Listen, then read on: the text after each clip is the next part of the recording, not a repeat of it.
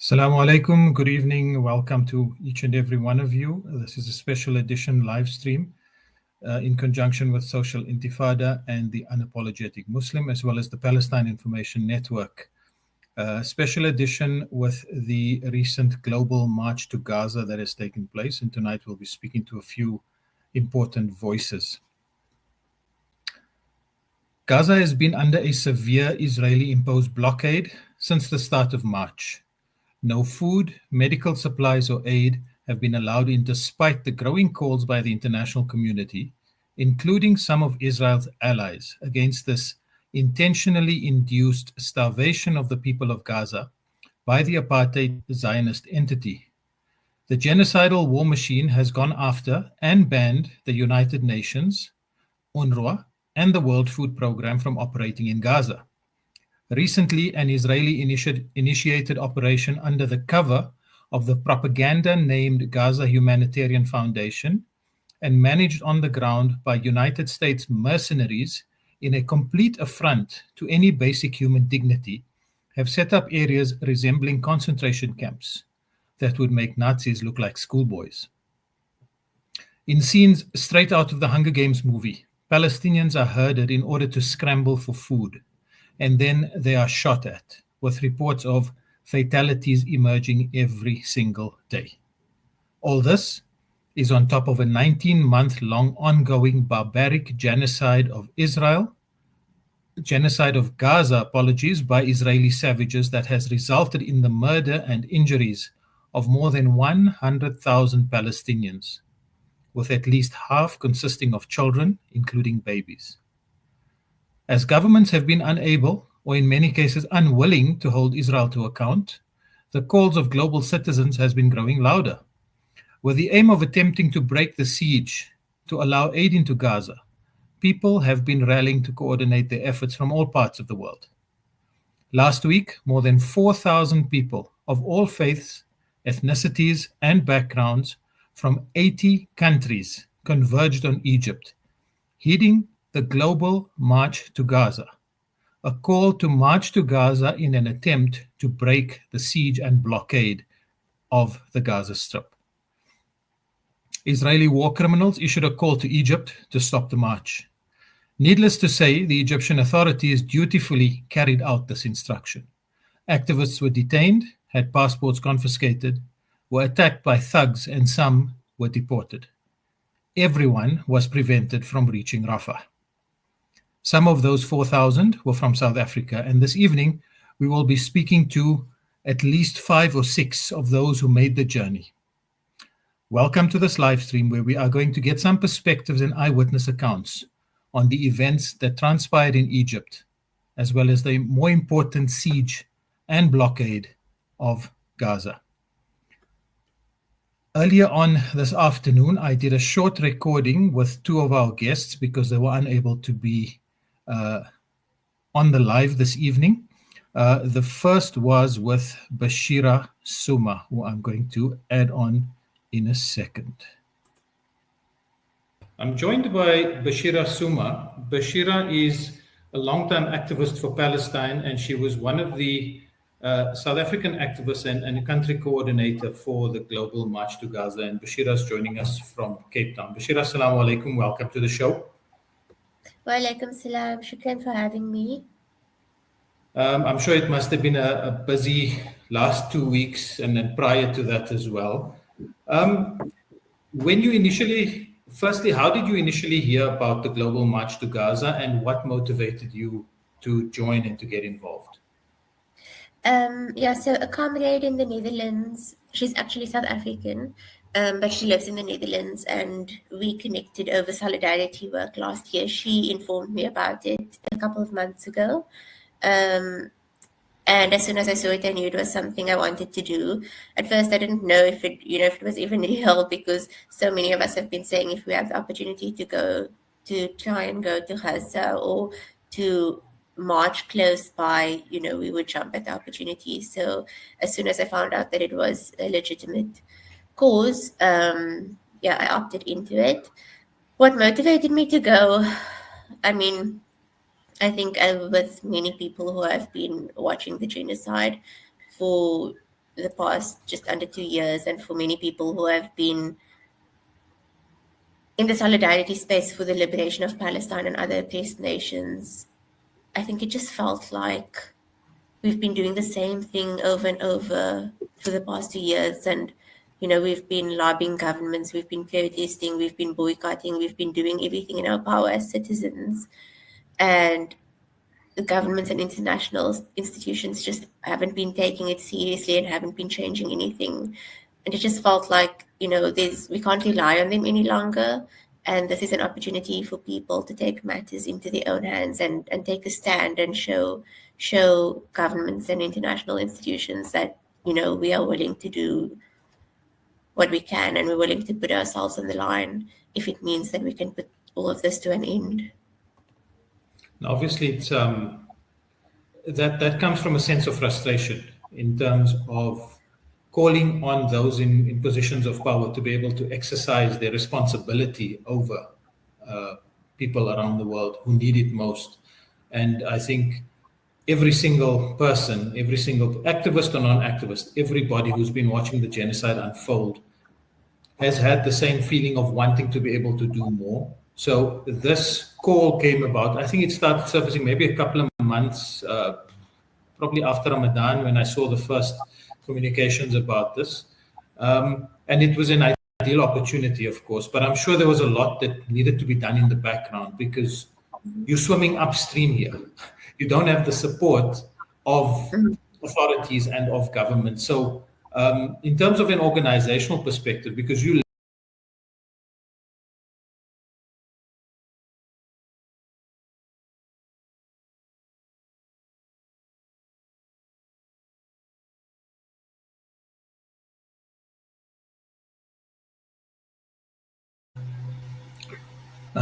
apologies for that. We seem to have hit an issue with the recording. I'll come back to that in a second. Always gremlins in the system. Hope it's not the Egyptians getting to us while we're talking about this. While we're getting that interview back with Bashira, unfortunately, I don't know what's going on there. We're going to get that interview back. Let me jump to the interview we did with Ferial Sakur, who also made the journey to Egypt, and she shared some of her experiences with me this afternoon. Following on from that, we've got a couple of guests who will be joining us on the live stream from various locations this evening. Joined now by Ferial Sakur. Ferial is a mum of 3 and an executive with a big corporate who actually took leave. She left her family, took leave to actively join the march to Gaza in Egypt. Ferial, assalamu alaikum and welcome to the live stream. Wassalam. Thank you for having me, Khalid. It's a pleasure. It's a pleasure. Ferial, what motivated you? You're busy with work. You've got a family to look after. You've got to leave all of these behind and go on a trip when you don't know how long that trip's actually going to be and what dangers await you. What motivated you to go, and how did you find out about the march, the global march? What motivated me? I think, waking up daily to the atrocities that's occurring in Gaza and looking at, the footages and babies dying, mums do not have milk to feed their babies, the bombings, it's like there comes a time where you ask yourself, what can you do? Enough is enough. Can you pray, you give charity, but you feel so helpless that there's not much you can do. And I think for me, it was important when I looked at, obviously with all the algorithms and all my content that I keep watching on Gaza, the Global March to Gaza appeared on my feed. And that's when I noticed, like the Freedom Flotilla that was in at sea, there was an opportunity, to be present at the Rafah border and to appeal to lift the siege. And that's when I registered. So that was kind of like where it all began. Okay. Okay. And then in terms of preparations for the trip, I mean, contingencies, did you have any issues applying for a visa? I don't think South Africans require a visa, but perhaps there was additional permits that needed to be applied for. How did that process go? So the process was, firstly, I would like to thank the Global March to Gaza Committee in SA. I would like to extend my sincere gratitude for the incredible effort and dedication they put in organizing the entire end-to-end process for us. As I said, I first clicked on a link and then I was led to call it a platform where it was on WhatsApp, Telegram, etc. From there, they guided me in terms of registering. There was a registration process. Along with the registration process, they briefed me on what needs to be completed and by what deadline. So I completed all the documentation. We had to get flights. It was an e-visa. We didn't really need it because we could just get into Egypt and get it there. But we just thought, for the entire process to run smoothly, it doesn't hurt to actually apply from here. So we got the visas whilst we were in SA, and we kind of liaised with one another and grouped ourselves so we could stay near each other for in Egypt. So we had pre-briefings. We had a full briefing actually before we left on what to expect in Cairo, the policies and the processes and the procedures of the country, what rules to abide by, what regulations we need to abide by. So yeah, there was advisors on the briefing session, there were lawyers. So we had a full end-to-end process before we left for Cairo. Most of us had to leave before the 13th and make it to Cairo, otherwise you would be struck off the list. So because it was a global march and we were representing SA along with 80 other countries that were going to be present at the time. So fast forward now, you get to Egypt and you find out South Africans are detained. You're hearing probably that some of the people that are flying in from other countries have been arrested, some have been detained, some have had their passports taken away, some have actually been deported. What's going through your mind at this time? So I think I wouldn't say fast forward because we were on kind of an early flight. So we didn't yet experience that. So we got onto the flight on the 11th and we got into Egypt on the 12th. And then when we were there, we arrived. Everything ran smoothly at the airport, like it was meant to. We were just coming in to represent SA in a global march. So we arrived early on the 12th and had to wait for our other delegates that were arriving on other flights and at different times. We were split up into different hotels. And I think in that period, I was so exhausted. I didn't hear much about anything until I kind of got to bed, woke up, and I then started seeing feeds from our group, our advisors and our coordinators to say some guys have been held back. So at that point, it started getting to me saying, okay, what's going on? Because I thought this global march is something that Egypt supports, and they claim to want to lift the siege in Gaza. They claim to want to ensure humanitarian aid gets to them. And then I'm all confused. Why are our delegates and other countries being detained? So that started working on me a bit. And then this is where it got a bit interesting. So after reading it, I thought, okay, let me head out. I've got a few hours before we regroup when all the delegates arrive. Let me go into the city and get some lunch or late lunch. And when I got to the reception, I was accosted by police officers in civilian, like looking like normal civilians, and along with 3 others. We were 4 going into the city, and they stopped us at reception and they said, please, can we have your passports and your phones? And I said, sorry, who are you? And then they, That's the infamous Egyptian security services, yeah, in plain clothes. Yeah. and then I was like, now, okay, what's going on? And then the reality hit me that, okay, it was my turn now. And then they said, after, like reading what was posted in the group, I was like, here's my phone. They went through my chat histories, a few apps, a gallery, and my passport, and asked me Did what they I do do. all of that in your presence, or did they take your device away? No, they did it in my presence. Okay. And then they gave it back to us, and we headed out for lunch, and we were okay.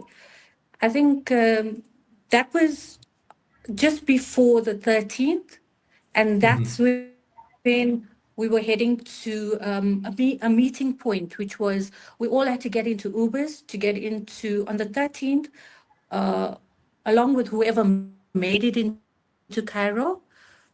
We had to, and obviously our advisors and lawyers were handling the detainees at, from the other groups, but we continued on our journey. So on the 13th, we headed towards Ismailia. And Ismailia is about 124 k's out of Cairo. And then we were planned to meet there. And from there, head towards Al Arish. And that's where we were going to march on foot to the Rafah crossing with the aim of lifting the siege and getting humanitarian aid into Gaza. And at the second checkpoint, that's when we were stopped.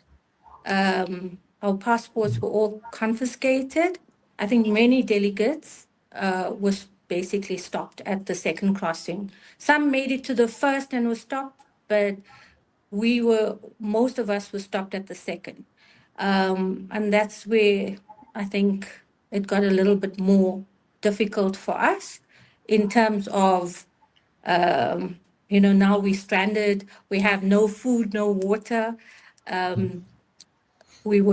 Our passports were taken and we were not sure, what the outcome would be. And then we had Mandla Mandela, we had Molana Ali from the Ulama Council of South Africa, and we had some of our organizing committee members there that were busy liaising with them to understand why our passports are being confiscated. We did nothing wrong. They're making us feel like criminals. And here's a country it's an Arab country. They claim to want to support, the Palestinians, and we did nothing wrong. And why are we stopped at a toll gate? It's a checkpoint. And we were peaceful. We were in our cars. We were peaceful. There was no, march happening at the border or anything of that sort. So at the checkpoint, I mean. So we waited about 5 to 6 hours before I think they decided they wanted to come and address the South African team and each country individually.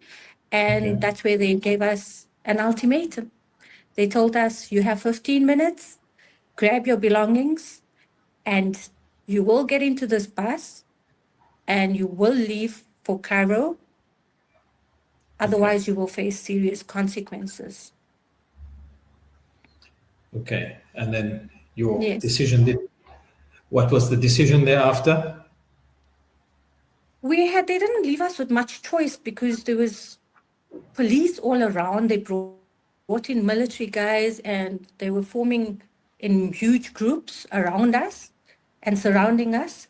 So I kind of think, from our pre-briefing before we left, we had to plan for these scenarios in case of, because you in these countries. So we decided jointly as a team that for the safety of our delegates, it would be best that we conform to, their rules. So they then dropped us off at some unknown location in the middle of somewhere in Cairo, and they made us find our own way. And you must understand, we didn't have hotels, so we had to regroup, look for accommodation again, and then process what we've been through to then go. Sure. Subhanallah. Beryl, has this, my last question to you before I let you go, has this experience deterred you in any way, or has this encouraged you to work even harder for the cause? Because ultimately the goal is to not just to get aid into Gaza, which is of critical importance right now, and to end the blockade and to end the genocide, but ultimately Palestine is under occupation. So where has this experience left you? I think we will regroup when all the members are back home. Some are still in Cairo at the moment. They found ways of trying to assist the Palestinian refugees that are in Cairo, be it in hospitals or in with charitable organizations, which they didn't want their trip to be completely wasted. So they will, when they return, we'll have we'll remobilize and find new ways, I guess, in assisting to lift the siege in Gaza. It doesn't end here. Our commitment is to make sure that we get humanitarian aid into Gaza. And I think lastly for me, I want to encourage everyone, if you witnessed or experienced what we've been through in Egypt, I think you need to exert pressure to our government, as well as write letters to the Pan-African Parliament, the African Union regarding Egypt's, behavior towards us when they claim to actually want to support the cause. This was not the case. And I would encourage them to, hold them accountable. Government needs to hold Egypt accountable, and to also look at expelling them from these unions, because this was really a bad experience for most of us. We weren't expecting this, especially not from an Arab country. And this is an indicator of, I suppose, the broader complicity of Egypt in the genocide, because we know what's contributing to the blockade in Gaza is the fact that 8 trucks have been stuck at the border for months on end now, more than 3,000 trucks. We did a report on that, and then we spoke about that at the Egyptian embassy when we had the protest there. So, Ferial, Jazakallah khair for your time. Really appreciate it, and look forward to seeing you in more active work, and ultimately may Allah accept, because the ultimate goal is a noble one of everybody involved, and that is to help the people of Palestine liberate themselves from this ugly and brutal occupation. Jazakallah khair. Pleasure. Thank you for having me on the show. So that was an important segment with our sister Ferial, reiterating the importance of people who obviously weren't able to visit. And there's a lot more that can be done from all of us, wherever we are. One of those ways that Ferial has impressed upon everybody is to ensure that we put pressure on the people in positions of authority wherever we are. And we do our level best in order to get all these Zionist-affiliated organizations banned, removed, until they renounce Zionism and they cut ties with the state. My next guest is coming in. He's coming in from Egypt, alhamdulillah. I'm going to jump straight to that. We've managed to recover the interview with Bashira, which we'll come back to shortly. I'd like to welcome our brother Harun Ori, who is speaking to us live from Cairo, I believe. Harun, salamu alaikum. Wa alaikum salam wa rahmatullah. Jazakallah khair for making the time. I can tell you outside somewhere, so that means the weather is better than what it is here in South Africa at the moment. Alhamdulillah. Yeah, alhamdulillah. Alhamdulillah. Harun, we've got you for a few minutes. I just want to understand from your perspective. We'll get to why you're still in Egypt now. These reports that came out, before we get there, initially when the preparation was taking place about the Global March to Gaza, how did you manage to come across the information, and how did you go about becoming a part of the South African contingent? Yeah, Bismillah ar-Rahman ar-Rahim. Yeah, shukran for the time and opportunity. I think the message was out, and social media was flooded with the opportunity to join the Global March to Gaza. And obviously we followed protocol, and we did what we needed to do in order to partake in this particular event, alhamdulillah. Jazakallah khair. So when you, I don't know which part of which South Africa, because there were a number of South Africans that had obviously flown to Egypt and taken various routes in order to get there. When you got to Egypt on arrival at Cairo airport, had you already heard about South Africans who were detained or who were held up, whose passports were taken away? Were they from your group, or did this happen afterwards? No, we flew in from Cape Town into Cairo, but at least from Johannesburg, from Cape Town to Johannesburg and then into Cairo. But no information came through on any posts that we were informed. We're obviously informed to keep the radar as far as possible to get into Cairo. Unfortunately, we were 7 traveling together. The check, who made it through border passport control, and once trying to exit the airport, where they searched our luggage, which is probably just 1-2 steps, and we'll probably be on the soil of Egypt, we were asked to come back into the airport. And at that point, we were told we're not allowed to leave, and we were called back into the airport at that particular time. So that was your particular traveling group that was held back. Is that correct? Yeah, we were 7 people that were traveling together at that particular time, yes, from Cape Town, South Africa. Okay, and did they give any reasons for holding you guys back or wanting you to come back into the airport? So basically what happened, they searched our stuff, and just thereafter they then said, look, we need to turn back. Pulled us not into an office, but basically into the corridors of where many offices were. And we were then, one of us were then, they took all our phones and passports immediately from us. They then said we need to wait. They called one by one. In the first one that went in of our people was Zakaria, and they immediately told him, we're going to deport you. And that would apply for all of us. And then they called us one by one in, just to ask why we were there. We then obviously went back into the corridor, and at that particular time, they then immediately after that, they obviously detained us at the airport. So, were there any reasons given for the initial? They wanted to deport everybody. Did they give any reasons, or did they just not mention anything? Up until now, nothing. We've requested at the first encounter when they asked us to come back. We said, please give us an explanation what this is about.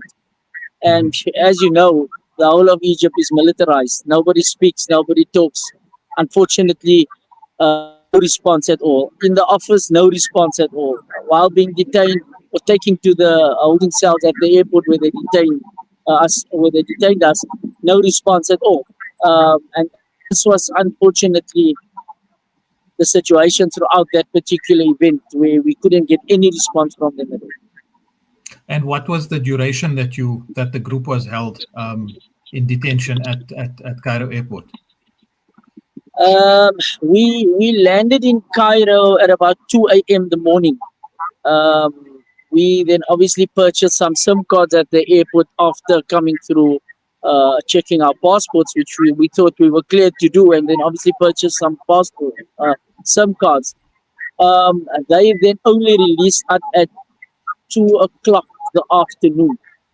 So I would 12 account hours. easily probably from about 4 o'clock after disembarking the aircraft, going through passports X, Y, and Z. We probably at about 4 they detained us. So we're looking at about 8 hours 8 hours at the of airport. being detained at the airport. That's absolutely And until today, disgusting. no explanation. It's we know what Egypt is about. We know Mhm. the land and the soil we're walking on, and obviously it's militarized. But I think we shouldn't be any more apologetic about what's happening in the world. It's countries like Egypt, and people say, what? Whilst you're here, you don't need mustn't speak against the government. We respect the people of Egypt, and some of the authorities are very. I would say this with a lot of respect towards them. They're not happy in the space they are in. They're not happy. Okay.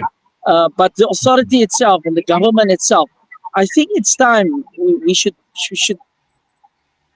say the truth as it is.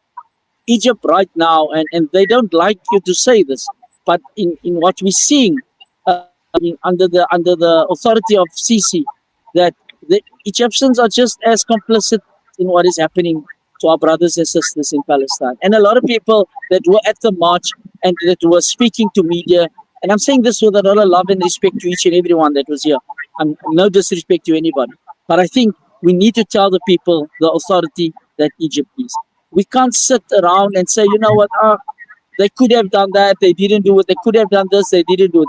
The reality is, they have stopped us from marching to the Rafah border simply because we want the blockade to end. We want aid to go into Gaza. I mean, we're sitting now as we're speaking. I just stepped out of a discussion and a meeting.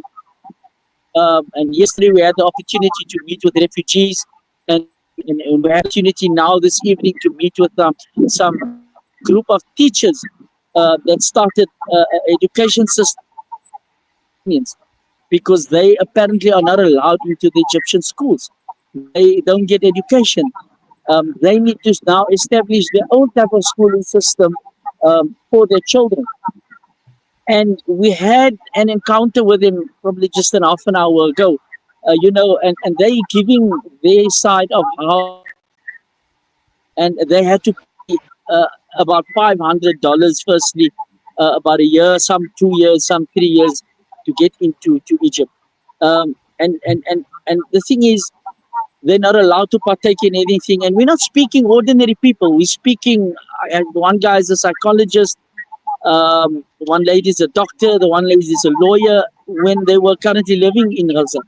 And the one description that hit me very hard right now was the fact that this woman said the scene in Gaza one night for her was like the end of time.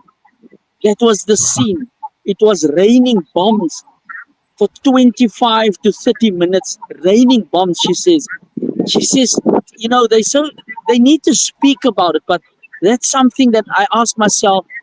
We go home, we're comfortable, but we don't want to speak of the reality of the complicity of the Egyptian government, because we want to come back to Egypt, because we're sending our children to educational institutions to become scholars in Egypt. I think we must start asking ourselves, it's by time that, these institutions, I'm almost sure those institutions has been, they've been captured, and the syllabus has been tampered with. Hence, we find there's so much disunity amongst our people today, and here we're referring to the Muslims. And the other thing that came out very strongly in this global march to Gaza was there was no discussion of color and creed. There was no discussion of racial barriers. There was no discussion of, are you a Sunni or you're Shi'i? Are you a Wahhabi or you're Salafi? There was no type of these discussions. We had one objective, and the objective was, we are here as humanitarians to ask the Egyptian government to open the Rafah border, to end the blockade, so people can have a sustainable meal so they can live another day. They can live to see another hour. Starvation, 1.2 million people are being starved in Gaza at this moment. We're saying how come the world is, being apologetic about countries that are complicit and not allowing aid into these countries. Well, it tells us there's something seriously wrong with the world and the current world order as we know it, or as we've been told over many years. The international system, international law, humanitarian law, all of these things that were told to us, and all of these laws that were enacted post World War II, that have been preached to the world. It appears as though those apply selectively to a certain group of people and a certain group of states, and it excludes everybody else. Because where else in the world would you see something so lopsided, where you've got a genocide being live streamed every day, today, yesterday, while you guys have been in Egypt over the last week, trying to get aid, helping to break the siege to get aid into Gaza, bombs were dropping on Gaza and people were being massacred. So there's something seriously wrong with this so-called world order that we have. In line with your comment about the Egyptian authorities, I mean there's a lot. I mean that's an entirely separate discussion to have, because there's so much to unpack there. One of the interesting comments I came across, or the articles I came across, was people in key positions in the media, or prominent personalities within Egypt and Egyptian TV, came out and said that the protesters need to be stopped because their intentions are to shame Egypt and to drag Egypt into something and to defame Egypt, basically, because Egypt is doing so much, but these people are coming here with militant ideologies, etc., and they name-checked some of the organizations that are banned around the world, trying to allude to the fact and maybe tie this in straight out of the Zionist playbook, exactly straight out of the Zionist playbook. So these are people in key positions in Egypt, in the media, on TV, who do these types of things at the bidding of the Egyptian government. Yeah, I think, Khalid, it's very clear that we need to control the narrative right now. We need to control the narrative to the world. And we need to make it very clear that, there was no protest. There was no gathering. They created the checkpoints to become overcrowded.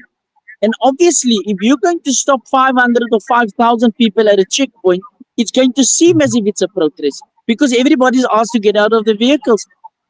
Taxi drivers were asked to leave the checkpoints. Obviously, you're creating the scene to control the narrative. And this is exactly what happened at one of the checkpoints in Cairo. And we're saying that it's time that the people on the ground need to control that narrative. People like yourself and media houses in South Africa, and those who are truthful to the cause of the oppressors, of the people that are being oppressed. It's time that we control the narrative, and we need to change that immediately, because exactly the scene was set. They create a backlog of traffic. They ask people to, they take people's passports. They then ask people to step out of the vehicles. They then ask taxi drivers to leave. Obviously, if you look at that scene, it looks like a protest. But obviously, people are, where do they go? In the middle of nowhere. I need my passport. You took it.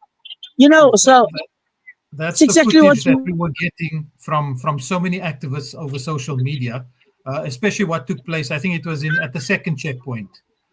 We were getting footage from so many different activists that was being sent out, and all from different angles. Literally, Egyptian security forces dragging people onto the buses. Yes. I think what is worse, we had people that passed the third checkpoint. They were asked to come back. We had people into Ismailia. They made it through to the first meeting point. They were dragged out of hotel rooms at 3 a.m. in the morning. So are you going to say, well, they were protesting in the hotel room? 3 people, 2 people. So how do you explain dragging people out of the hotel rooms at 3 a.m. in the morning, forcing them into buses, physically hitting them into buses? That's what happened.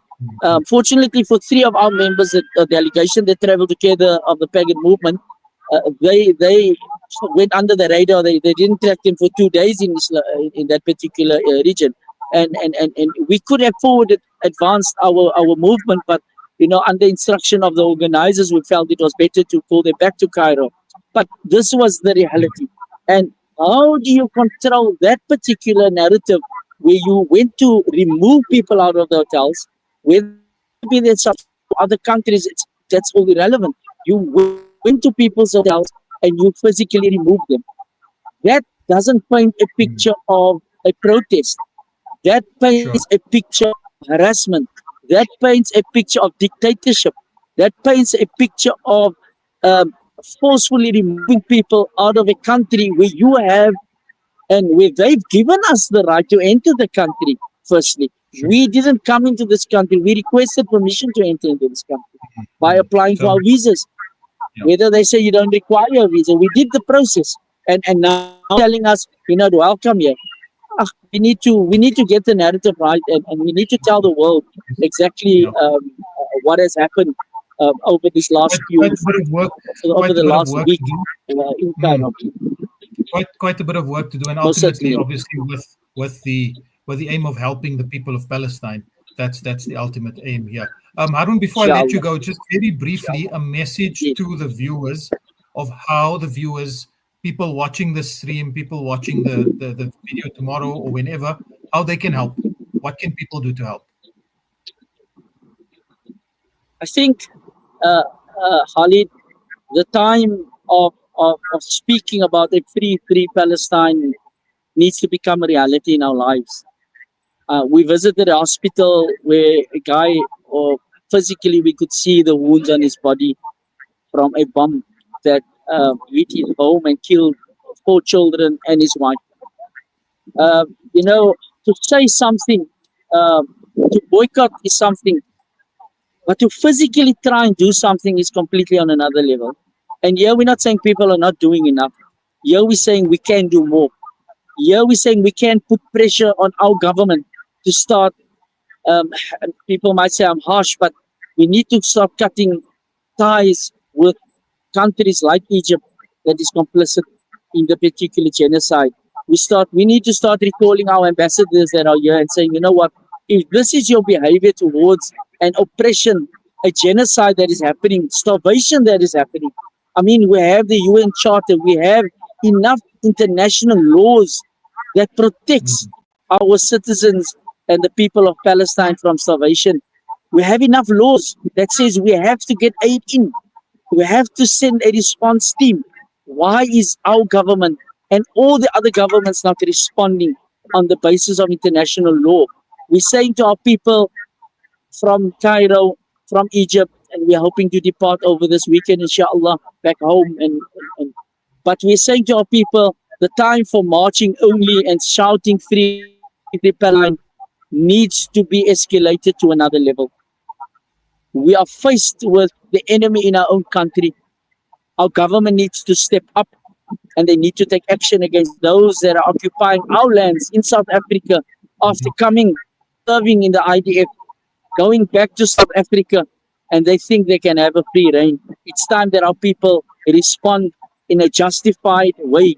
It's time that our people respond in a way which the Palestinians are using to defend themselves, and that is to defend ourselves and have the right to defend life, because life in the sight of the Almighty is sacred, and the Palestinians' fight is a justified fight. So, and Allah speaks to us very clear in His Quran, and we know there are various different views on this, but Allah says, and wherever you find them, you must slay them. We can discuss it on another time with scholars, but I think the Quran is very clear as to what to do with the enemy of Allah subhanahu wa ta'ala. But it's only time that we need to activate ourselves more. We need to become more proactive, and we need to do more. And I think next time we want to come to Egypt, we must march literally in our millions, and it can be done. I'm saying we can flood this border if it's done strategically, if it's done properly, and over a period of time, we can make this happen. If we can, even in the time of what we're witnessing in today with the current war happening between Iran and Israel, I say we can put enough pressure to make the system of kuffar, the kufr system to crumble. On the ground, we can do it as locals, as those that have influence in your workplaces, in your place of businesses, and your political influences that you have. It's time that we do much more than what we're saying we can do, inshallah. Jazakallah khair, Harun. Jazakallah khair. I know you've taken time out and you are talking to us from your phone as well. And I've got a few other guests as well who are waiting. No problem. Appreciate your time, and we will echo that call for people to take up action and put pressure on their politicians and wherever they are in South Africa. Jazakallah khair for your time, Inshallah. Harun. Appreciate Shukran it. so much. Assalamu alaikum. Always a pleasure. Keep well. Wassalamu alaikum wa rahmatullahi ta'ala wa barakatuh. Assalamu rahmatullahi wa barakatuh. That was Harun Ori from the National Coordinator for Pagad, who's actually still in Egypt.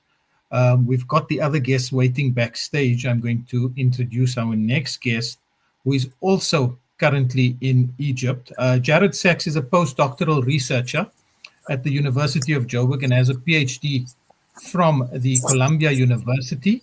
He's representing the South African Jews for a Free Palestine at the Global March to Gaza. Jared, evening and welcome from Egypt. Greetings, Khalid. Nice to see you. We've seen some of your social media posts, and you were updating people about developments as they were taking place while you guys were in between checkpoints and in Cairo and trying to get to Ismailia. At which point did you join up with the group? Was it right at the beginning, or did you meet up with them once they got to Egypt? So what happened with me and with a few others who were on the same flight as me is we boarded the Air Egypt flight, and as we were taxiing out, the guy who assists the airplane to go out, he somehow smashed into the landing gear and messed it up. So we actually had to come back.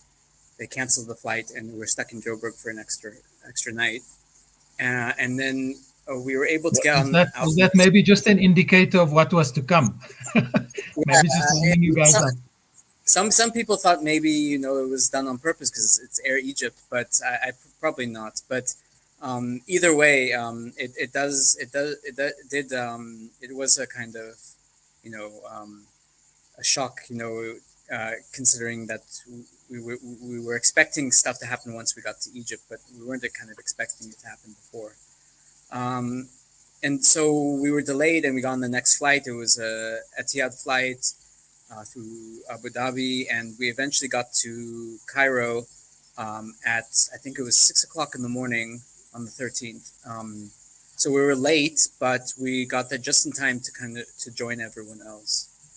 So we spent a few hours and then went straight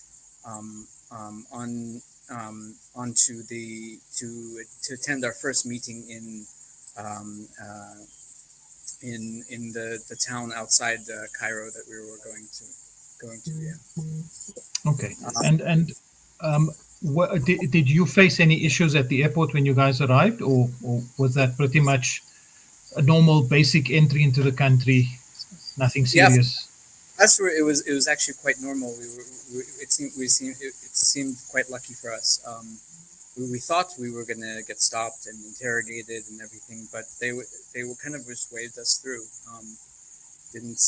There wasn't any problem. They were very inconsistent in the way they treated all the people coming into the country. Some people were stopped, some people weren't. There wasn't really a kind of rhyme or reason to it. It was almost as if they were trying to slow us down, but not stop us, so that they could say that they did let people in, that they didn't stop the march when they actually did. Did you sense a feeling of uneasiness with the Egyptian authorities when they saw people coming in?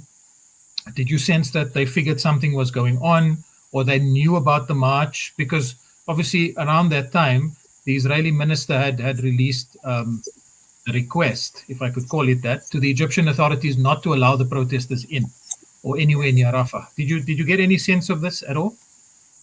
Not at the airport, but once we got outside the airport and we got near our hotel, there were police everywhere. The streets were full of police, lots of Egyptian equivalent of Caspers throughout all the streets. protests, and they were literally everywhere. It was quite scary, in fact. And then we tried to get into kind of the hotel that we had reserved, but we were obviously coming very late, and they wouldn't let us in, so we had to go find somewhere else to be. And we just tried to stay off the streets until we were going to our meeting point in Ismailia. And then when we got into the cab to go there, the two police officers stopped us as we were getting in the cab and kind of interrogated where we're going, made us wait, went and had a discussion probably on the radio or on the phone with someone, and they eventually let us go after finding out we were going to Ismailia, but they didn't. But it seemed like they recorded where we were going, and they used that intelligence as part of trying to block us at the roadblocks later on. You had posted, I think it was a video from, I'm not sure if it was at the first or the second checkpoint. I remember seeing that from you on Instagram. Was that when you guys started facing issues? Because a lot of people were blocked off at the second checkpoint. Is that correct? Yeah, most people were blocked at the second checkpoint. Some at the first, some at the third, and then some got through. At the second checkpoint, though, there were, almost 1,000 people there who had their passports taken away from them, and we were just kind of, standing around trying to figure out what was going on. We were not sure when we were going to get our passports back. We were not sure what they were going to do with us. And it was pretty calm. Over time, it kind of slowly escalated. They were trying to just kind of slowly scare us and try to get us to leave. And eventually, when we got our passports back, they kind of just gave us an ultimatum that we had to go back to Cairo, or we'd be assaulted. Essentially, they threatened to assault us. So a lot of threats and a lot of intimidation tactics from the Egyptian security services. Yeah, which is normal. When I was there, it was a while ago. It was just after the second Intifada, and I prayed Juma prayers at the Azhar Mosque, and immediately after that, the people all got up and started chanting about Palestine, and I noticed Egyptian security guys, probably similar to what you guys had seen. They're all in plain clothes, but they've got the earpieces going in, and they came in and literally yanked people out of the mosque. And this is what we saw in the videos that you guys had posted, in that they were dragging people onto the buses. They did that. They also hired, civilians. It would seem, people in civilian clothes. To come and just throw water bottles, hit people, grab people, push people around. In addition to the police and the army doing the thing. So it's kind of, sometimes the police and army can't be seen to be doing things, so they get other people to do it for them. They did the same thing during the revolution, it seems like the tactics are still employed. Jared, you guys met up with activists from all over the world, and the representation, like Harun had just mentioned, everybody was there for one purpose, from all over the world. No skin color divisions, no religious divisions, no divisions, except for one purpose, and that is to try and get aid into Gaza to try and break the siege. Why is there need? Why do you think we've come to this point where citizens of the world have to stand up and make the journey from all across the world to come to Egypt to try and open a border so that people can get food? How have we gotten here? Well, maybe just to clarify, I think while people weren't there in terms of skin color, it is worth noting that some people had money to be able to do this, and some people wanted to come, but just because of financial reasons they couldn't. And often color plays a role in finances, so that's just worth noting. Sure. I think that we had to do this because everything else we've been trying hasn't been achieving what we need to get done. Our protests, are good. The other actions that we've been doing are good. But the responses from our government and other governments is usually oh yeah, we support Palestine, but they don't actually do it. They don't actually do anything. They don't sanction Israel. They don't do what is necessary. South Africa could stop all the coal that they send to Israel, but they're still sending it, even though they're supposed to be supporting Palestine. So I think a lot of us felt that we just needed to do something else. We needed to try something new. This was an experiment, I guess, an experiment in taking ourselves to the site of of oppression, the site where everything is happening, and seeing if we can, change the narrative and make it more heighten, the awareness about what's going on.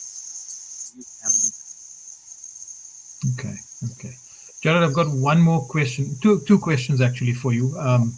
Briefly, obviously the work that the organization that you represent are doing is absolutely fabulous. We've got nothing but admiration and respect. We've got a very strong Zionist movement, although it's small in number in South Africa, but they're quite entrenched. What do we need to do? How can the viewers help in this regard? Because your voice is a powerful voice. It's a minority voice within a minority, which has kind of, a stranglehold on key positions in South Africa. What's your advice to the viewers? How can people assist? Well, I mean, I think that's a hard thing to say. I think our role as SAJFP is to talk to other Jews, talk to people who, maybe have some concerns about what's going on, but haven't really voiced them or don't feel comfortable voicing them in a space where they would be targeted by Zionists, and talk to them and engage with them, and if they're on the fence, the more we can engage with them, the bigger the likelihood that they will kind of start coming around. And so that is our role. It's not your role. It's not other people's roles to do, unless they want to. Sometimes if they have friends who are Jewish and want to try and engage with them. So I wouldn't necessarily say that's something that you guys need to do. But I think in general, what you guys need to do is just keep doing what you're doing, keep supporting Palestine, and if the right people will come along, some people won't, and there's nothing we can do about it. If they're refusing to see what's going on, if they're refusing to challenge and think critically about the propaganda that they're being fed, there's not much we can do. But as SJFP, we try to, open the road for them so that if they do want to make that change. Excellent. So for anybody watching and who might feel as though you need a safe space within which you need to speak, please reach out to our colleagues at the SA Jews for Free Palestine. It's a safe space. There's good guidance. There's excellent support. If your conscience is just not sitting right, and it shouldn't be after 19 months of genocide, then you do have a safe space. Please reach out. Jared, thank you so much. Stay safe in the remainder of your stay in Egypt, and let's connect when you guys get back. Okay, thank you so much for having me. Thanks, Jared. Take care. Bye.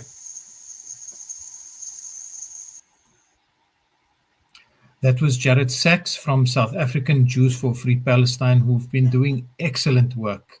And their work needs to be supported, and their work needs to be amplified, especially from us on the outside, because they are speaking within their own communities, and they're doing excellent work in that, in exposing and speaking up against the injustices that are being perpetrated by people who claim to have the same faith. Our next guest, our dear sister Umayya. Umayya is very heavily involved with lots of things for Palestine, community with a conscience, dedicated bunch of individuals. You'll find them in Pretoria on weekends. You'll find them on their days off. You'll find them engaging the public, doing the hard work, doing the hard hours on the streets, engaging people and explaining to people why you need to be able to say no to brands that are supporting the genocide. One-on-one conversations and some interesting discussions that they've had with people over time, and managed to educate people in the process. She's Umayya is also part of South African Friends for Palestine, and she was one of the individuals that Allah chose to make this journey. Umayya, assalamu alaikum, welcome. Wa alaikum salam, Khalid. Thank you for having me. Good to have You're you back. 100% correct. We do spend our weekends that way, talking to people, and we should definitely have another conversation about that. And yes, I am extremely lucky to have been one of the people who could take time off and have the finances to take this trip, along with 4 other companions who were all women, super amazing group. And, other than the purpose that we went for, which unfortunately was not achieved, we did strive to make our journey count. As Jared did allude to the hospitals that our group initiated, because we really didn't want to be there on a holiday. I actually didn't want to have anything to do with Egypt. I was on a complete boycott of all the Arab countries that are complicit, actually, and that actually aid the Zionist state. And I had no intention of going to Egypt, but this was something that I was willing to, and so were the other women, willing to be there in our numbers, as the previous speakers have said, because, if we have, 7-8 billion people in the world, at least we could have 5 or 10,000 people show up for Palestine in Egypt. And that was super amazing to see the different people from around the world. And while we didn't actually, I have to tell you the story, if there's time for it, about why we didn't join the South African delegation in Cairo, even though that was our intention. Jared did allude to it. So yes, at no fault of our own, in actual fact, in hindsight, it was complete divine intervention. I don't know if it was all the du'as, or wearing Ayatul Kursi jewelry, or what was going on, but the most unthinkable, ridiculous thing happened. How often does that happen, that the front wheel of a plane supposedly gets damaged during it being hauled out of its parking bay? Because, we were on time. Our flight was Wednesday night. We were on time at the airport, and we had friends and family to see us off. And we were super excited, all geared up with camping gear, because, we were prepared. I'm not a camper at all. I would more be a glamper, but I was set to rough it out. And we get on the plane, they shut the doors, the lights dim, and the plane starts to move. And the next thing, the lights are on. Yalla, yalla, out, take your bags, go back to the gate. And we all get up, look at each other. I was dozing off. And we're like, what is going on? And this is the first time I've experienced something like this, which is why I say it has to be some divine intervention, because it meant that we had to, early the next morning, reroute our flight. We stayed at the hotel at the airport because we didn't know what was going on. Was it a 2-hour delay? Was it a 6-hour delay? We didn't know. It turned out to be a 24-hour delay, because we had to then get rerouted through Qatar. And then we only landed in Cairo on the Friday at 12 noon, like 5 hours after the buses with the other delegates had left. Already left. So really, at no fault of our own, we were completely separated from the group. So just if I can jump in there, at this point, did you already know, or did you get information about what was happening in Cairo, with some of the members being turned away, some of the members being deported, those who flew in, Moroccans who were deported, who were planning on joining the Sumud convoy? Did you get any of this news filtering in, or not yet? So that whole Thursday that we spent at the airport trying to figure out what to do, we were getting all the news. Actually, something also super amazing is that we retreated to the namaz room in the airport. That's where we sat, because the hotel kicked us out and we needed to find somewhere to just relax until the flight departed at 8:30 or 9:30 or whatever it was. And we kept going around the group and asking each other, okay, how do you feel? What's your opinion? Should we do it? Shouldn't we do it? We made phone calls. We spoke to people, not in the South African delegation, actually, but we spoke to other people who could give us some insight. And, we looked for signs all the time. There was actually a painting or a frame or whatever it was in the namaz room that was had something to do with Palestine, and we took that as a sign. You know what? We're going to do this. We already came this far. We've waited so long today in the airport. Yes, it wasn't pleasant, but you know what? We expect hardship, and this is what we're going to do. So we went ahead and we boarded the flight at night. And like I said, we arrived in Cairo way too late to join the buses. So here we were with nowhere to go. And then we discovered that the leader of the group had left Cairo. And while we were waiting for direction on what to do next, we were really in complete limbo. So we reached out to other groups. There was no contingency plan for people who were late. There was also a lot of secrecy. And this is just, I'm not slandering anyone or putting anyone down, but from our perspective, there was so much secrecy that we didn't know where we had to go. And this was interesting because now we figured we had to blend in as tourists. At the airport, getting into Cairo, we had absolutely no problems. In fact, the people at immigration couldn't have been nicer. They were actually joking with us, and it was super cool. And I think in many ways that's because we were late. So they didn't assume that we were there because we had actually missed the main groups who were already reaching the checkpoints. So we were booked in at the most dingiest of hotels because we were told to book within a certain area so that we could be on time for the bus the next morning or that Friday morning. So we kept the booking for the Friday night, and then we were hotel hopping, waiting again for direction.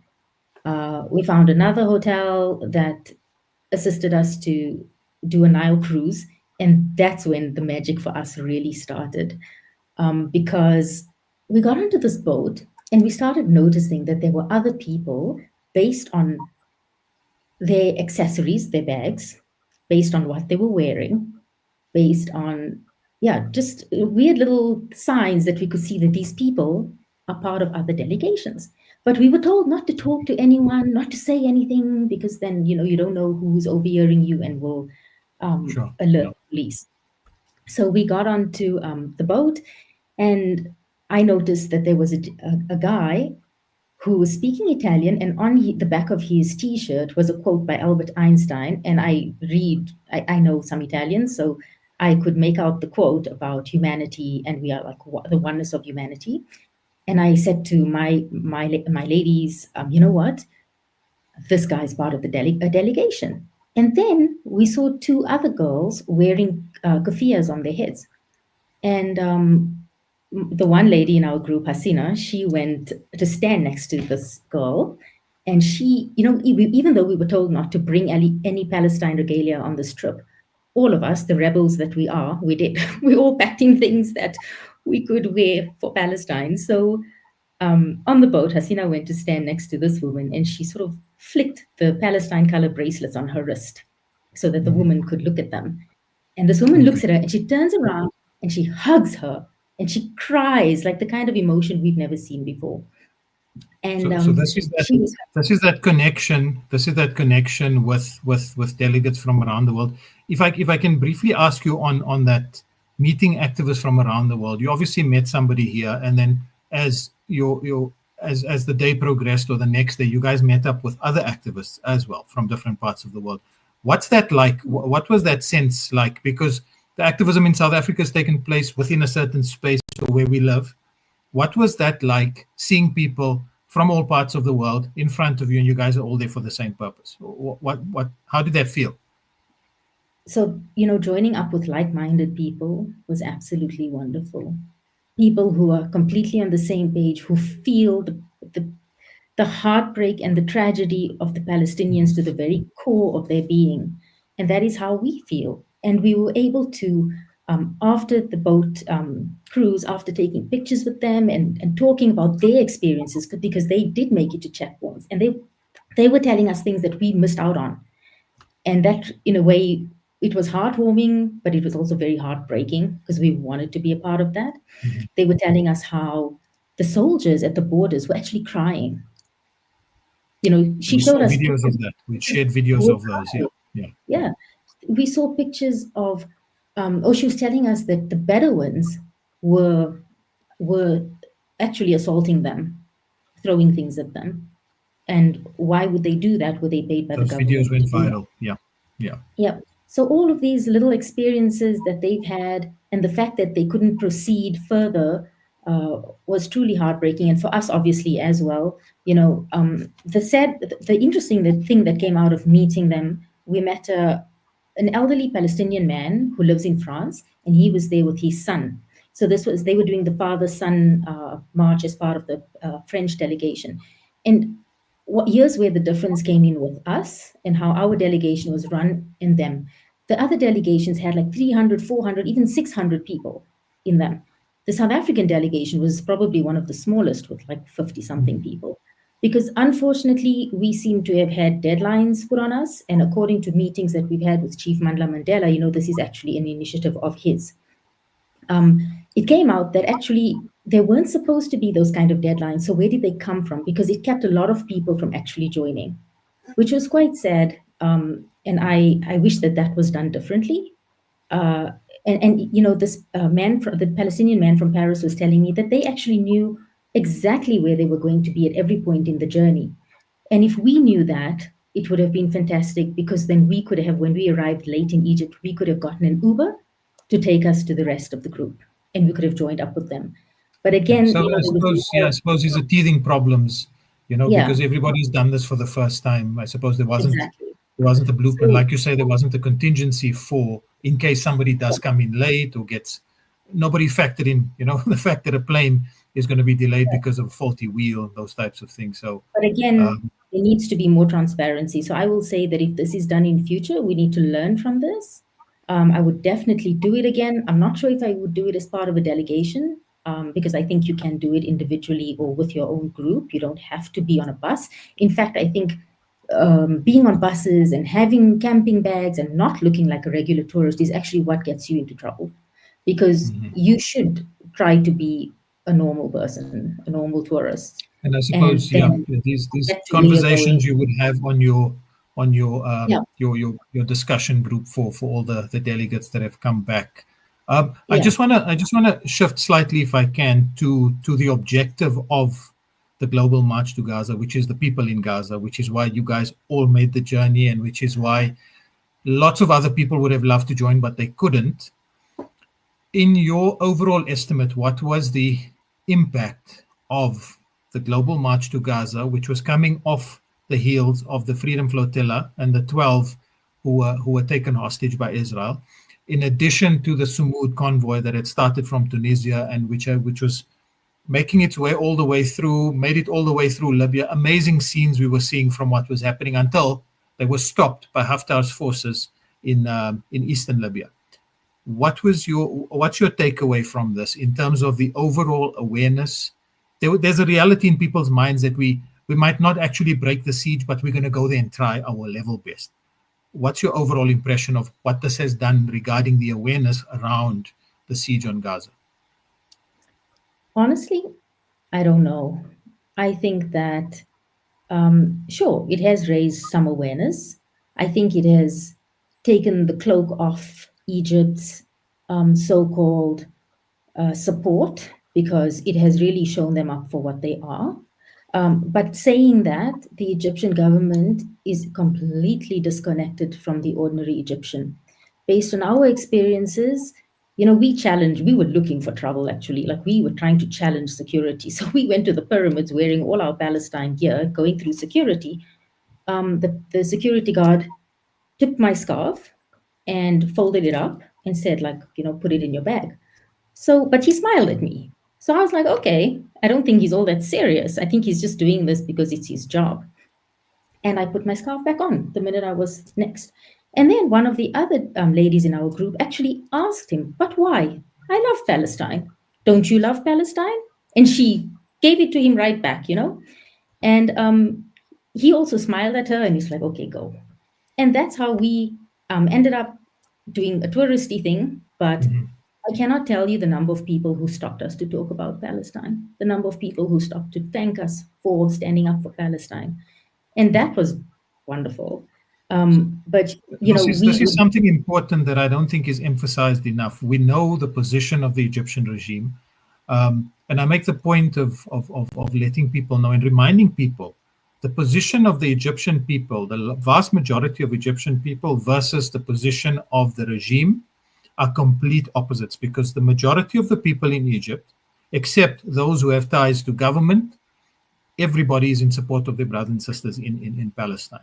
But they're just a suppressed nation because they're under an iron fist with the Sisi regime. Well, every time we saw a Palestine flag, we'd go, oh, there's a Palestine flag on that shop, or there's one on that car or that motorbike. And we would be in our taxis and we would drop a hint to the driver. We'd talk amongst ourselves about Palestine. And then the next thing you know, the taxi driver is playing Palestine songs and we're all singing along. And it's, you know, so really the government is so disconnected, so disconnected. And we did make it, we had a meeting with Chief Mandla Mandela, and we thought we'd stay in South Africa until tomorrow, because they were going to have a Youth Day event at the South African Embassy. Unfortunately, I think because everything going on currently with Iran and Israel, they decided to cancel that event, and so we really had no reason to stay longer. But we did meet up at the South African Embassy also by chance with someone else. And that's how we decided, you know, we're going to make the most of this trip. And we visited the Palestine Red Crescent Society. And amongst us, we invited other comrades to join us. They did. It was absolutely amazing, you know, extremely heartbreaking patient accounts. A man who lost his literally entire family, his mother, his wife, his 4 children, his sister, and the frame of his family is behind his bed on the wall. And Jared actually mentioned it, you know, his legs, I mean, you lose everything, you lose your home, you lose your ability to walk, you have absolutely nothing, but this person is still completely steadfast in his faith. It's something that I think everyone who was there, you just, like, it take, you know, we're all crying, but this man is so positive and fully accepting of his fate and his family's fate. And that's what makes the Palestinians so amazing. But all of us clubbed together, we all put in as much money as from our spending money, and some people pledged actually to donate because they didn't have cash on them. But I feel like that's a way to definitely help, because there are 120,000 Palestinian patients or Palestinians in Egypt. And I recall her saying something, the lady of the Palestine Red Crescent Society, saying something like, it takes, if I had to do the conversion, it was each person needs $8 a day. Okay. So, you know, this is something that each and every one of us... Those are for daily expenses, are they? Or are those for medical expenses? I'm not sure. She just mentioned a certain amount that each person requires, and that is something we can definitely assist with, no matter where we are in the world. So if anyone is also looking for banking details, I'm not sure how to share those, but I can. Yeah. Sure. And what we'll do is we'll pop your details into the organization details in the YouTube description below. And people want to get in touch, they can reach out directly to Community with a Conscience and with yourself. I think on that last point, that's a perfect point to kind of depart on, is a lesson for us all in the faith of the people of Palestine, which you've just mentioned, with somebody who's lost his limbs in addition to everybody that he knows and that he loves, and yet he's remained steadfast. How much do we take for granted, you know, in where we are? What are the things we complain about? It honestly, it pales in comparison. It pales in comparison. So, can I just say one thing? Yeah. You know, sure. If you can't come to Egypt, the least you can do is come to Soweto. So on Saturday, people, it's early. There's really no excuse. If you can, please try to be there. And Community with a Conscience will be talking to our ordinary South Africans about the importance of boycotting. So, you know, it's not enough to just also be boycotting yourself. You should try to educate other people, because I promise you the ordinary South African does not even know about the genocide. And that's really sad. And just what Umayya is referring to is the first ever Soweto March in support of Palestine that will be taking place this Saturday. It's hosted by Salam Media. A number of organizations are assisting there. And the guest of honor is Bilal Khalid, who is a photojournalist, a graffiti artist. He's working with Al Jazeera as well. There's a number of programs that they've lined up with Salam Media. So please come out to Soweto in your numbers on Saturday morning and Saturday evening. There's a program for the public at Lakewood Conference Center in Johannesburg. That's also available to everybody in the public. Umayya, I want to thank you for your time, and on behalf of everybody at the team for your guys' efforts and everybody else who's accompanied the delegation to Egypt. I'm sure you've come back and there's a lot to discuss. There's a lot to want to do.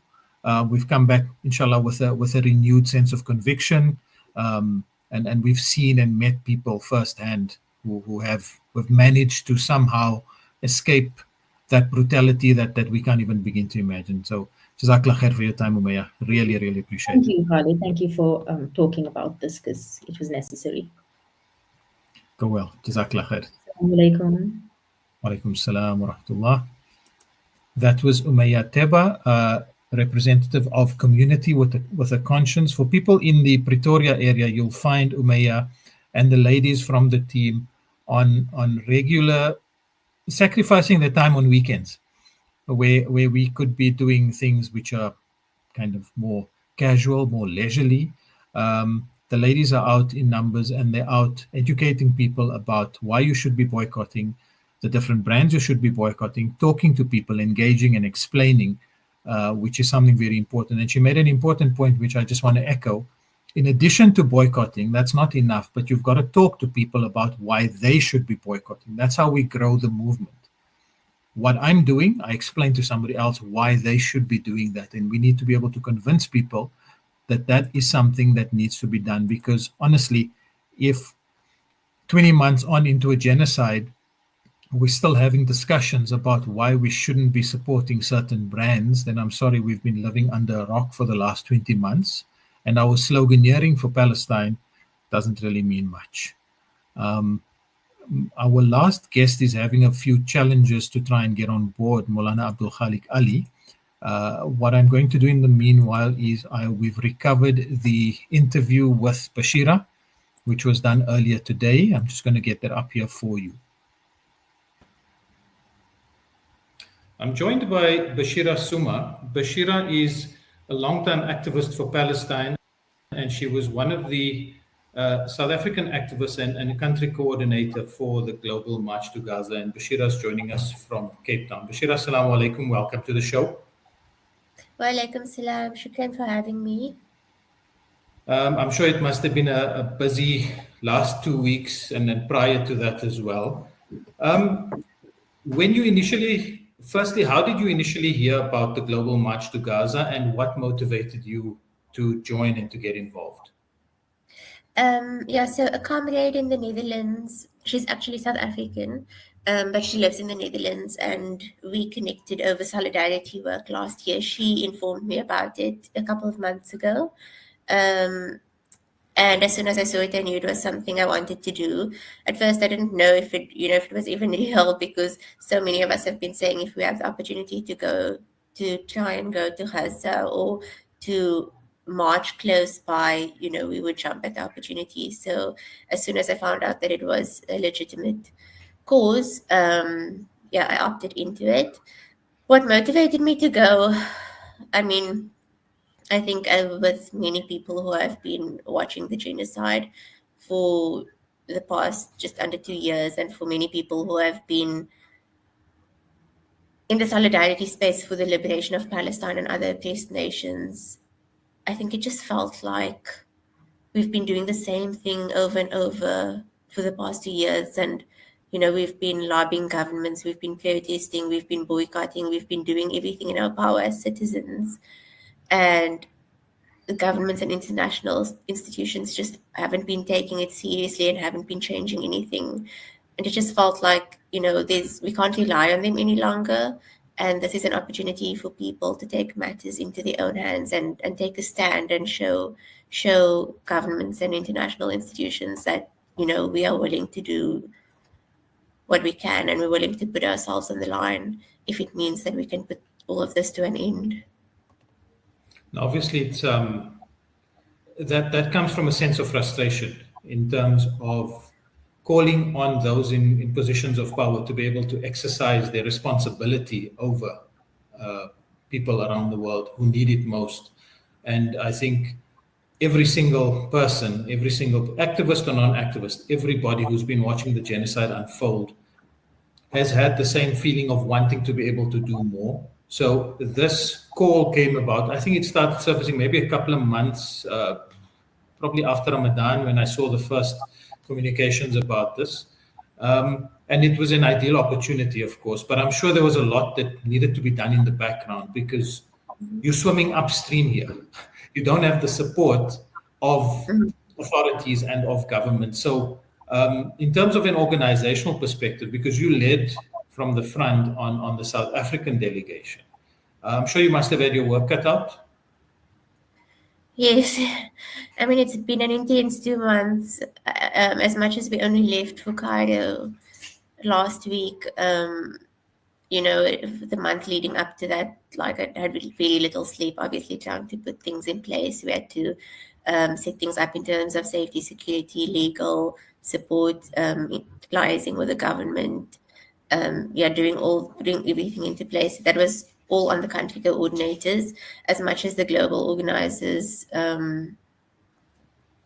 set everything up in Egypt. It was our responsibility to liaise with our embassies and DIRCO and all of those things. So yeah, it's there was a lot leading up to this, and obviously there was a lot at stake, and we also had to keep our people safe as a priority. So yeah, a lot went into it. When you guys got to Egypt, what did you sense the mood like from the Egyptian authorities to the traveling party that you were with? What was was there palpable feeling in the air that you got? I'm sure the Egyptian authorities were extremely uncomfortable because in the week leading up to the global march to Gaza, there was the communication order rather that was issued from Israel to Egypt to stop the protesters at any costs. So what was the feeling when you guys got there? Look, when we left South Africa, there was nothing in the news about anyone being detained or anything. But I was on the flight with the first set of South Africans to get to Cairo. There were about 20 of us on our flight. And just as we landed and I switched on my phone, I saw news coming of people getting detained. So obviously, we were aware that, okay, it's starting now. And as we exited through passport control, 7 of our members did get detained at that point. So as soon as we got there, it was tense. We were being surveilled. We were being interrogated at our hotels. So it all started as soon as we landed. So the members that got detained were from the traveling group that you were with? Yes. Okay, so that must have caught you guys aback, considering that the organizers of the Global March to Gaza had clearly stated all the documentation, all the paperwork, all the requirements that were requested by the Egyptian authorities, those were all fulfilled. Yes, 100%. And I mean, those who got detained, the authorities couldn't give a reason for the detention. When our embassy and our consulate got in touch with the authorities, they couldn't give them any reason as to why they were holding the South Africans, and there were also Greek and Spanish people being held as well. Our embassy put a lot of pressure on them, and so eventually, a few hours later, they were let back into Cairo because they had no right to keep them detained. So commendations to the South African embassy for stepping in here to assist with its foreign nationals. Had that not happened, as in the case of some of the other delegates who arrived from other countries, we know they were detained for longer because those were the They were also reports. deported. Yes, deported because they might not have gotten sufficient support from the embassy. It's terrible. So between you guys arriving and then obviously you were meant to spend a day or two before everybody proceeded to Arish, and then from there the plan was to march to Rafah. What had transpired in that period, and were you guys able to get to the destination? So here we arrived very early in the morning on the 12th to depart for Al Arish about 26 hours later on the morning of the 13th. And during that time, police and intelligence services stormed our hotels, not just South Africa's hotel, but other countries as well. The information was obviously leaked. They started interrogating our people, searching our phones, straight out asking us, are you planning to march to Rafah? Because if you are, you will get arrested. And at this point, we hadn't received a permit, but we also hadn't received a no or a warning. So it was just purely intimidation and scare tactics being used. So yeah, that was happening throughout the 24 hours in between us getting there and us leaving for the march. Because of that, we couldn't leave in buses from our hotels because our hotels were all surrounded by police and surveillance. And that's when we decided we'd all make our way to the meeting point on the way to Al Arish, an hour out of Cairo, called Ismailia. And it's towards that point when we all traveled in small groups of 2 to 4 that we got trapped at checkpoints by our passports being confiscated, and we were forced into a large gathering where the police made it look like we gathered to protest when in fact we hadn't. Okay. And we all, I mean, we saw the footage of how that turned out when people were basically dragged onto buses and sent back to Cairo. Bashira, tell me, obviously the objective here, this was an amazing effort by all the volunteers alongside the Sumut convoy, which made its way across North Africa, alongside the flotilla that was the week before. The focus is on Gaza. The focus is on the genocide in Gaza. The focus is on the 3-month-long blockade, this absolutely brutal blockade by Israel. The objective was to try and break the siege. I'm sure in the back of everybody's minds there was the thought that this possibly won't happen, but yet we have to do this. What was, in your mind, was the objective achieved, or were there other objectives that were achieved through the action of all the volunteers and everybody who came together? So our primary objective was to open up the humanitarian corridor, to open up the border to let aid in. Of course, we were also marching for the end of the siege, the end of the genocide, and the end of the occupation of Palestine. But it was our primary objective to get the border to open, to let aid in, because people are starving to death. And as much as the brutality has just increased over the past 2 years, the starvation is a more recent tactic which has been used and has been escalated over the past month or so. So that was our primary objective. Obviously, we didn't achieve that objective because, one, we didn't get to march to Rafah. 2, they haven't opened up the border for humanitarian aid. However, we don't see it as a failure. We were not naive in that we thought it was going to be easy to get to Rafah. We weren't naive in that we thought we were going to get all the way to Rafah. We did think we would make it further along the route, but we always anticipated that this was a possibility. We just, I guess, didn't expect that the government wouldn't give us a no, but then intercept us and detain us before even having legal reason to do so. So I don't perceive it as a failure. The organizers don't perceive it as a failure. We still managed to achieve, great coverage of 4,000 people coming from 80 different countries trying to lift the siege and to allow humanitarian aid back in. There were only 4,000 people on the ground, but there were many other thousands who didn't even make it into Cairo. And the fact that so many people from 80 countries around the world are willing to put themselves on the line to end this is a huge symbolic statement in of itself. This was never meant to be an 8-day event and then we were just going to part ways and stop. We knew that this one particular action wasn't going to achieve everything and it wasn't ever going to end the genocide or lift the siege. So this is just the start. We are planning for next. What that looks like, we'll strategize over the next couple of weeks. Most delegations have returned home. There are a few people left in Cairo, but we are already planning to mobilize as a global organization consisting of thousands and thousands of people, not just those who made it to Cairo, but those who wanted to come, but didn't have the means. So by no way do we see it as a failure, even though we didn't manage to achieve our primary objectives. I think the message is we aren't going to stop until we do. I think you've echoed the sentiments of many around the world, the messages of support, the messages of people wanting to join, but they couldn't for whatever reason from various countries. I mean, we were inundated with messages as well. That just goes to show that the grassroots movement is growing, and it's growing rapidly due to government's inaction over the last 2 years, and stretching further into the occupation, which is the ultimate goal, I would presume, for everybody, is to end the occupation. The ceasefire is something, the aid is something immediate, but ultimately the occupation needs to be dismantled. Bashira, last question before I let you go. What would your message be to the viewers, having gone through the experience you've been through in the last 2 months? Obviously, you're not new to the struggle for Palestine. You've been involved heavily for a long time. What's your message to people who might still be sitting on the sidelines, or who might not want to get involved for whatever reason? What's your message to them?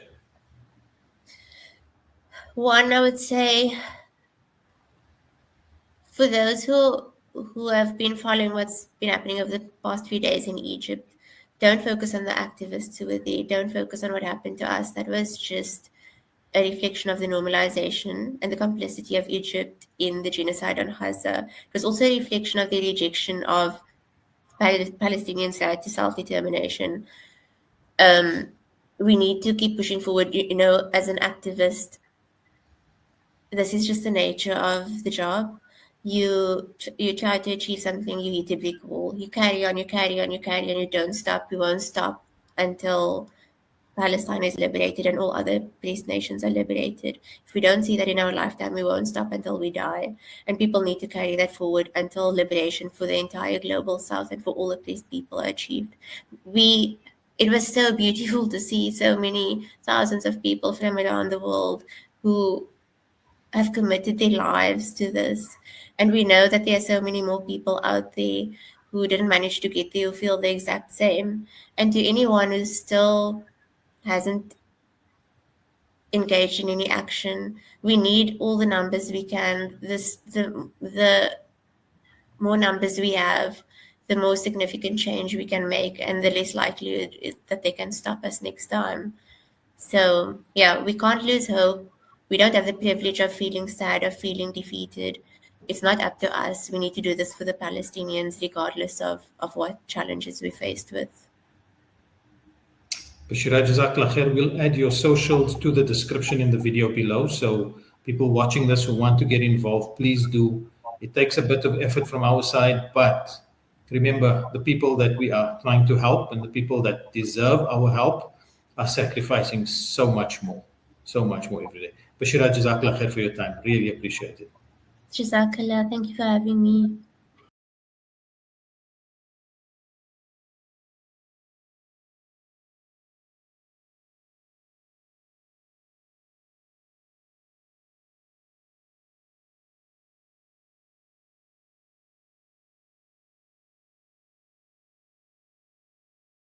That was Bashira Suma. That was the country coordinator for South Africa for the Global March to Gaza. And as we close off this live stream, unfortunately, Maulana Abdul Khalik Ali has connection issues because he's traveling, doing work for Palestine. He's on the road, and unfortunately, the area he's in has a power outage. So he would have liked to have joined the stream, but unfortunately, he's not. So he sends apologies from his end. You've heard all of the speakers. You've heard those who, I'm sure many of us would have liked to join the March to Gaza, but were prevented for whatever circumstances, were in front of us. Everybody couldn't go. This was one movement. Just to give an indication, this whole thing, the whole concept for the Global March to Gaza took place within the space of 2 to 3 months. It wasn't longer than that, where people mobilized on our social media feed on Instagram at Social Intifada. I remember quite early on, it was even before, I think it was at the start of the year, where people in the comments were starting to suggest, why don't we mobilize and get people into Egypt to try and forcefully open the border so that the aid can get in. The point here being that initiatives can turn into something meaningful if we actually translate our words and our thoughts into action. So for all of us, my appeal and the appeal from Social Intifada to each and everyone watching is, please do a little more. Whatever you're doing is appreciated. Whatever you're doing has been noted and recognized, and inshallah your intention is between yourself and Allah. We can all do a little more.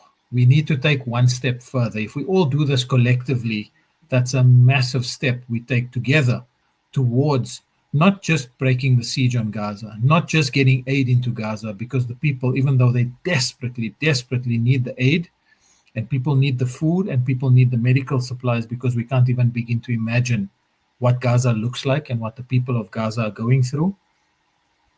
That's the one most important critical need. The second is to get those bombs stopping from dropping on Gaza. And more importantly, is to end the occupation of Palestine. Until the occupation doesn't end, we are going to have these cycles from an ethno-supremacist Zionist entity which has captured governments, which has captured people of influence around the world, within the Western world and within the Muslim world. They haven't captured the media space, and this is why we're able to talk about this here. And that's something they've lost horribly, which is why you're seeing on the streets all around the world people rising up and coming together for initiatives like this, is because of the power of independent media, the power of social media. Make use of those, continue amplifying the voices of the people of Palestine. Do not stop talking about Palestine. But again, my appeal and our appeal is, please, please, please take an extra step forward and do one extra thing for Palestine.